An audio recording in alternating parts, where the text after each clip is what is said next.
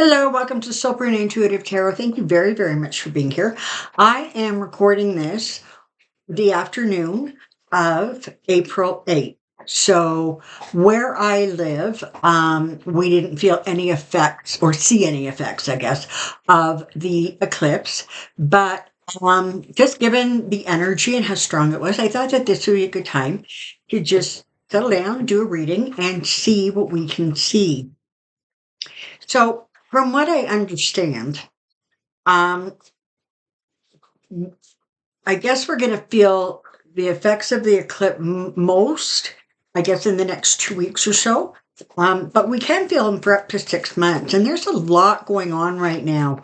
You've got, the Ukraine situation. You have the Israel situation. You have the Mike Johnson situation. You have Trump. So I thought I would just kind of take a peek and see if I could get some clarity. And I'm just going to ask very broadly for the political energies that are swirling around right now and what that looks like. So, without taking too much time, let's get going.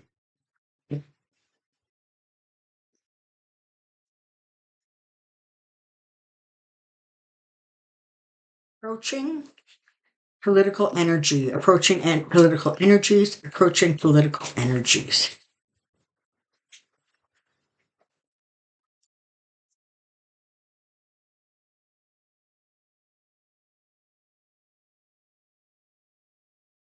Okay. So there's a lot going on right now pertaining to the election. And I guess there have been some polls out lately that sort of indicate that people feel that their state is doing much better financially, but that they themselves are not. And so when they look at, I guess, the U.S. economy broadly, based on their own kitchen table issues, they feel that things are not going in the right direction or the way they would like them to. And that's sort of hard to process because all the other metrics look really good, right? The stock market is good, the jobs numbers are good, on and on. So it's sort of this interesting feeling of these two sides not sort of coming together. One of the things that you're going to see unfold in the next short while is going to be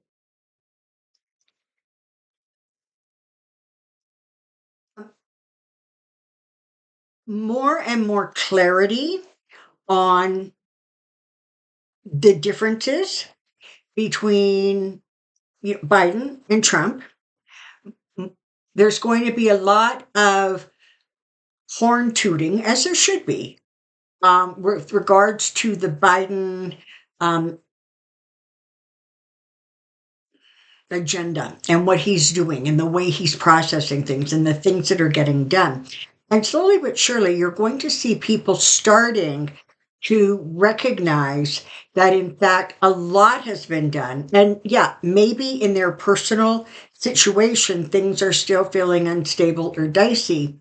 But when you look at the situation broadly, things are really amazing. I mean, the last time I looked at it, the two countries that were recovering the best and the most quickly from the whole COVID situation is the United States, followed by Canada. So even though personally, prices are still maybe high, that kind of thing, overall, the countries themselves are doing better. Because this is an election year for Biden, this is going to ramp up. It's going to keep being talked about over and over and over again until that message really starts to seep out and people recognize that, yeah, you know what, things actually are in pretty good shape here. Um,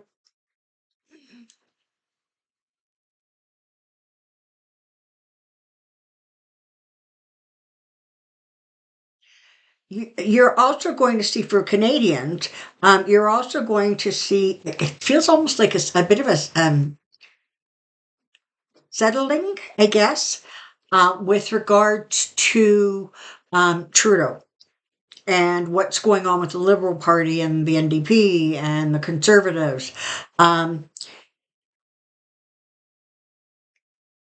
Things have been really kind of bumpy lately. And that also feels sort of like it's going to smooth out a little bit. One of the things that's happening is the Conservatives are getting a little bit too extreme. And we don't like that. We just don't. So, but that's going to be interesting to see how that unfolds. Putin is in for a really difficult couple of 2 weeks. They're not,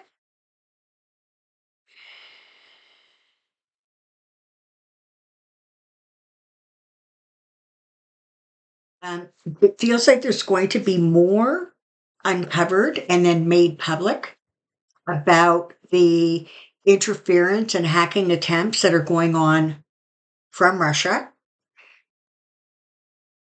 particularly election interference kind of stuff in the United States.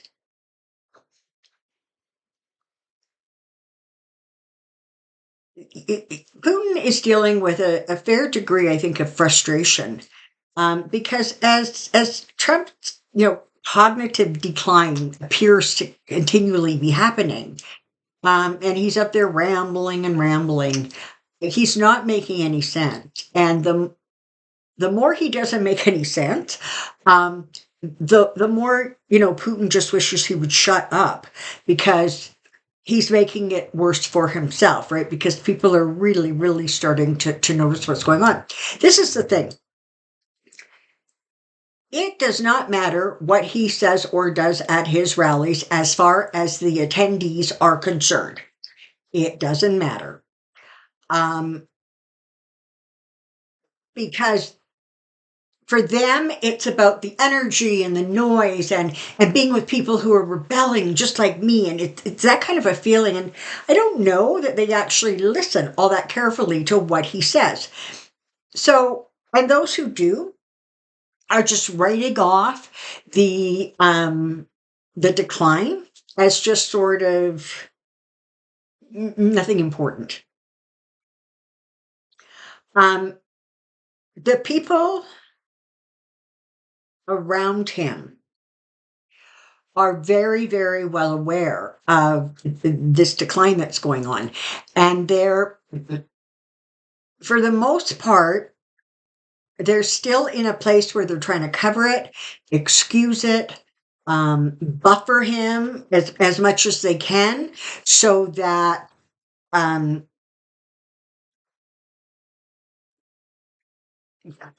they're trying to minimize what comes out of his mouth. There's also apparently behind the scenes, we've got some real temper bursts going on, and that's also making it difficult for him to, or for the people around him to sort of try to contain him. I'm just going to pull the cards away. I'm just going to channel that's good. That's where how the information's coming through. So that's going on, and the more that Truth Social on the stock exchange trading under TJT, of course, DJT, as that stock continues its downward slide, he is going to become even more erratic and bitter. Okay. He filed a motion early this morning to get Judge Marchand booted off the case and the gag order lifted. By the time this comes out, you may very well have already heard the results. I'm being told it's not going to get anywhere. It's gone to an appeals court, which apparently is where these things like scoot off to, and the arguments are being held this afternoon. So it feels like, if not today, tomorrow, there will be a resolution to that, and it does not feel like Marshawn's going to get removed from the bench or this case, and it does not feel like any gag order is going to be lifted. So this is another lose situation. So for Trump, he has this hush money thing coming up. He has his stock, in a downslide. Apparently on the weekend, he once again went on a rant about E. Jean Carroll. Do not be surprised if in the next little while there is another lawsuit filed against him by Carroll. It's like he no longer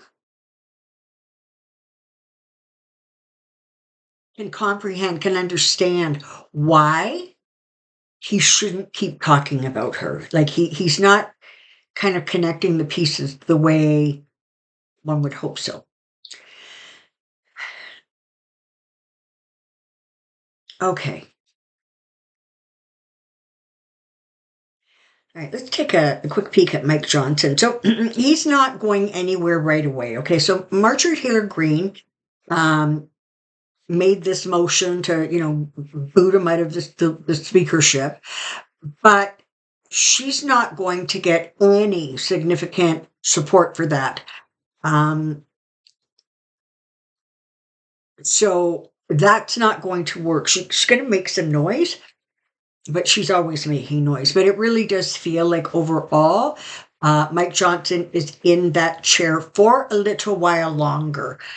It really does feel like he loses the numbers as opposed to being removed. Okay, so that'll be interesting because, of course, if he loses any more numbers, the House is going to flip to Hakeem Jeffries and the Democrats. So that's going to be interesting. You're going to see in the next while, there's going to be more of a focus on sort of unity, trying to bring these opposing sides together, trying to lower the temperatures. Not from Trump. Not from Trump. But everybody else. And there's going to continue to be this contrast drawn between, what Biden wants to do and is doing versus Trump. And again, as time goes on, the contrasts are going to be so stark. And Trump is going to find that he doesn't have the financial support to actually almost like campaign the way he wants to. Certainly, he's holding his rallies in much smaller venues. There's not as many people showing up. So there's a lot of that kind of energy that's shifting around. And even with this fundraiser that he did on the weekend where he says he raised $50 million. Okay, that's amazing. Good for you, Trudeau or Trump. But how much of that is going to go to his lawyers? And how much of that really is going to go to his PAC or the RNC or, having anything to do with actually reelecting him?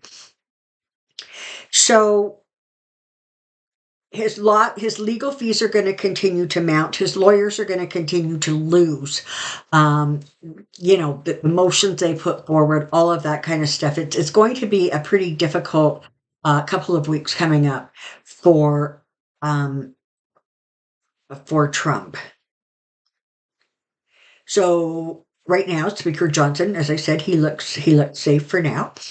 So let's pop over to Ukraine and see how Zelensky is doing. He is looking very, very battle weary. All right. Like physically, he is exhausted. He has no intentions of giving up. the aid package that the House needs to get passed that will start sending whatever money and assets, military equipment, whatever it is to Ukraine, that actually looks like it's going to get passed. There's sort of going to be an uptick of people being really aggrieved by the fighting and the wars. And there's really going to be a push, like kind of globally, for the world leaders to calm things down. It's not working for people. You know, people are watching, citizens of the planet are watching what's going on, and they're like, I don't like this. This doesn't represent me. It doesn't represent my values. And I want this fighting and squabbling and land grabbing and all of that to just stop. I want it to settle down, and I want everybody to stop thinking everybody else is their enemy and get some resolution going here. So Zelensky is still moving in that direction. He's not going to give up. And it feels like there's going to be some support being funneled into Ukraine, and that is going to help. And I mean, let's not forget, Ukraine is getting support from other countries. It's not that the United States is the only place that they're getting support from. So even though the U.S.'s support has diminished, other countries continue to send them. Now, the United States, I believe, sends the most. So it's a hit. But it's not like the other countries are standing around doing nothing. It's just that when it's a country that supplies the most and the supply chain runs out, you really feel it.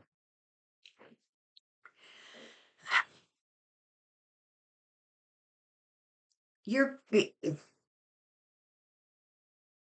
As we move towards spring, and I know we're officially in spring, but I'm talking about kind of the end of April into May. It feels like there's going to be like kind of a bit of an energy shift. And as kind of chaotic as things are going to be in the next couple of weeks, and fast things happening fast, information flying at us so fast you almost can't process it. It feels like towards the end of April and into May, things just start to sort of calm down a little bit. Um, it's almost like in a lot of areas, people are just sort of stepping back and taking a deep breath.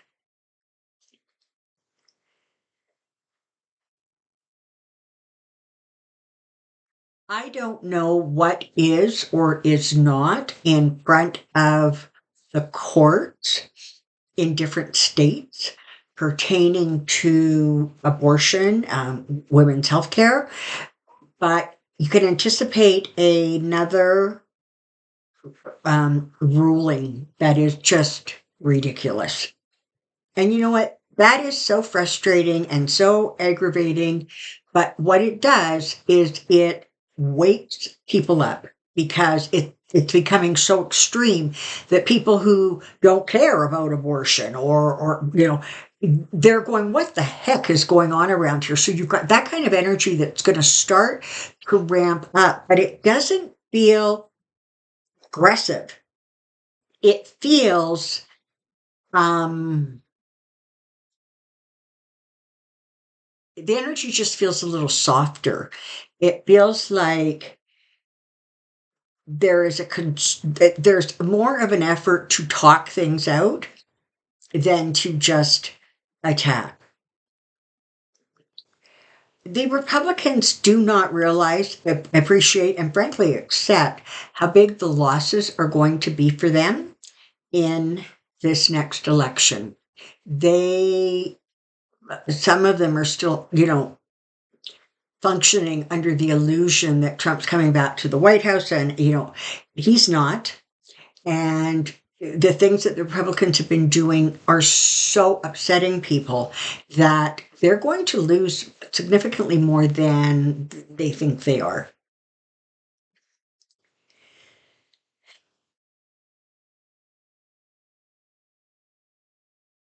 Now, I don't never get information about this, but I am being told that in the next couple of weeks you can expect more earth issues.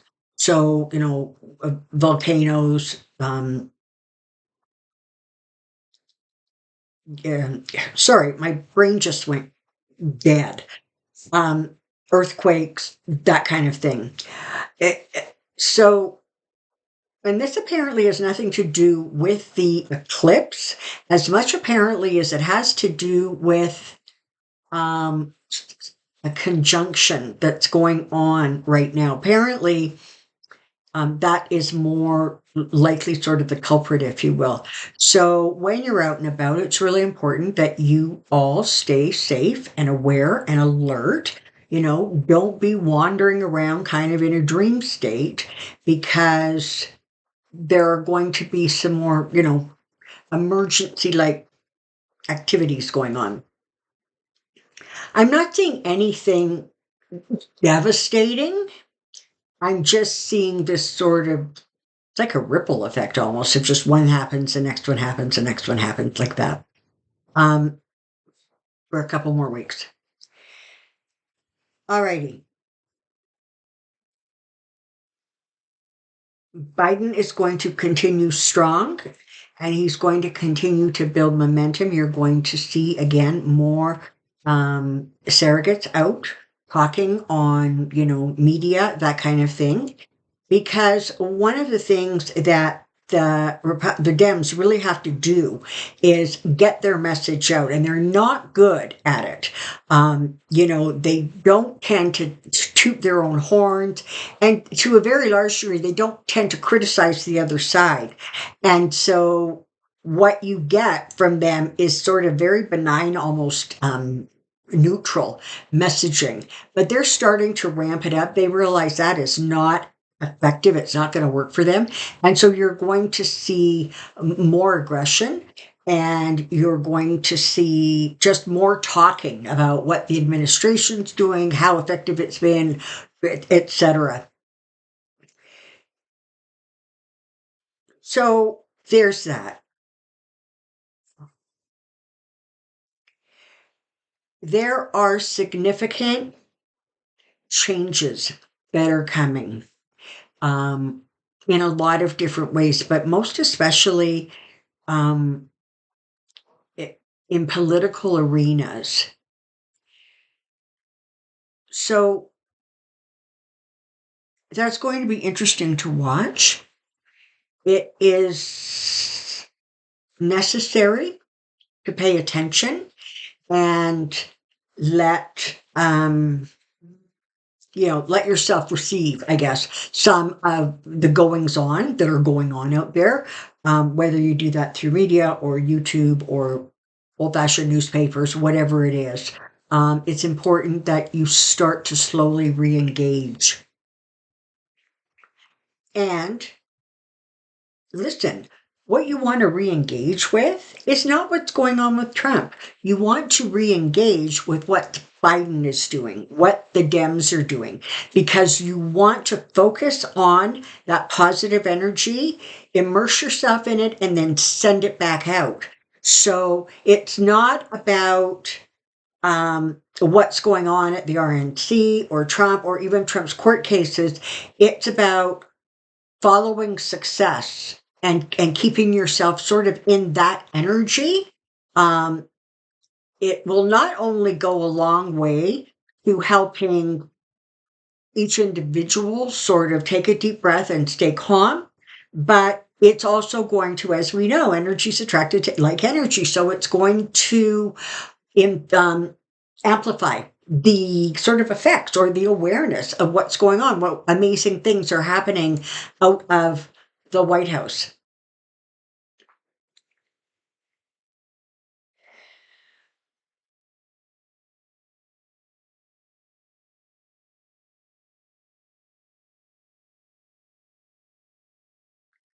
Okay, that's kind of what I know for right now. It, as I just finished saying, it's really, really important that as we individually go forward. Apparently, this eclipse is going to shake up people's lives a little bit in various areas. So as you're moving forward in the next, 14, 21 days, you want to be really mindful of just taking care of yourself, not allowing yourself to get sort of really wound up or stressed out. You want to take care. You want to make sure that on a daily basis you are expressing gratitude for your blessings, for your abundance.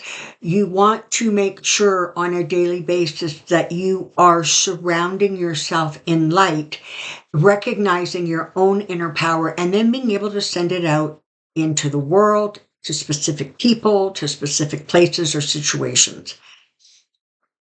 So don't lose sight of you over the next little bit. It's important to take care of yourself. And if that means, I don't know, you have more afternoon naps, or you go for walks where, you're close to nature, whatever it works for you, make sure that you kind of schedule that in so that you get enough of that time that allows you to rejuvenate you, because it starts with you. It starts with every single one of us independently and individually. And then the energy comes together and comes together. And soon it's tight, it's cohesive, and then it can expand and go all the wonderful places we want it to go. Alrighty. That's what I know right now. You take good care of yourself. Be well, and I'll see you soon. Bye-bye.